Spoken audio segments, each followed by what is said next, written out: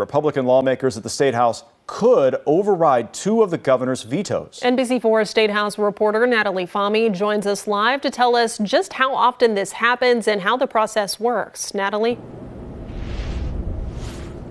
Jennifer, Jared, across the country, about 5% of gubernatorial vetoes are overridden. Here in Ohio, if state lawmakers decide to override one or both of the vetoes, it would be the first since 2021. I think everybody saw a veto override coming. On Friday, Governor Mike DeWine vetoed House Bill 68, which has both the Save Women's Sports and SAFE Act, two measures that would affect transgender youth in Ohio. Republican lawmakers say it will protect kids, but the governor says it will have a negative impact. He may be the only person in the state who thinks a veto was necessary, certainly on his side of the aisle. So House members are convening next week in an attempt to override that veto.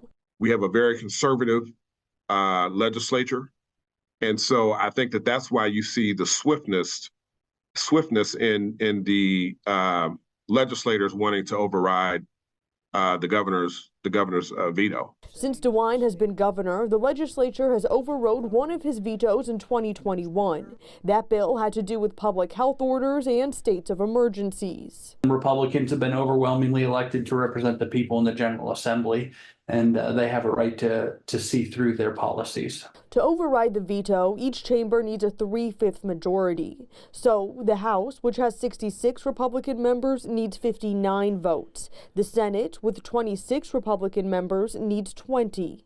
House Bill 68 passed in both chambers with a higher majority. But strategists on both sides of the aisle say the votes aren't a sure thing until they're rung in. The speaker has to make sure that his folks are going to be back and that he has the votes to override it.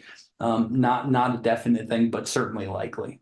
Before the new year, the House also overrode another veto, which the governor has vetoed twice. That has to do with flavored tobacco products. The Senate still needs to take a vote on the tobacco override, but a Senate Republican caucus spokesperson tells me there's support within their chamber to do so. For the mere fact that we had one right before the holiday, and now it looks like we're going to have one maybe even next week, it says a lot about this legislature.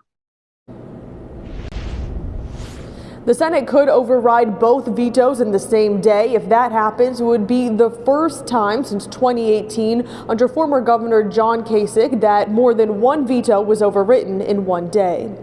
Local for you at the State House, I'm Natalie Fahmy, NBC4.